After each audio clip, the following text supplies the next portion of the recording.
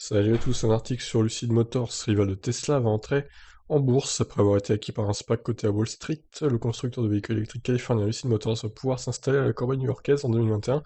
Il prévoit de lancer sa Lucid Air, une berline électrique de luxe.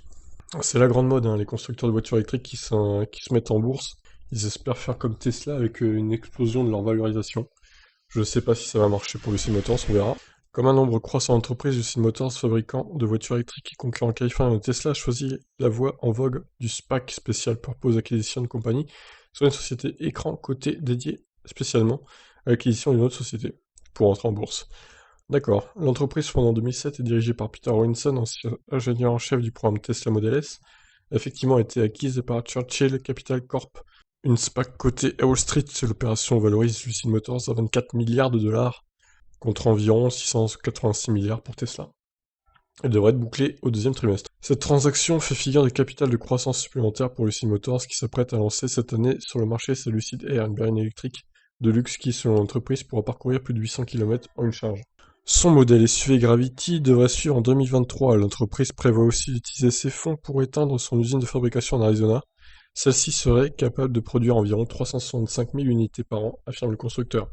L'opération permettra enfin à Lucid de fournir cette technologie à des parties tierces, dont d'autres constructeurs automobiles, mais aussi des acteurs pouvant bénéficier de solutions de stockage d'énergie. Lucid Motors compte notamment parmi ses investisseurs le fonds public d'investissement d'Arabie Saoudite, qui avait mené sa levée de fonds de 1 milliard de dollars en 2018, et devrait rester un actionnaire majeur. Le China Environmental Fund et la société de capital risque Venrock figurent aussi parmi ses investisseurs historiques. Alors, désolé, hein, il y a l'église derrière, j'ai ouvert les fenêtres parce qu'il fait chaud, donc il y a l'église qui sonne derrière, c'est insupportable.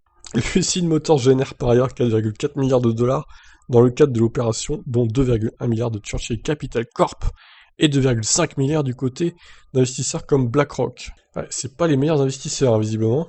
BlackRock a une sale réputation. Hein.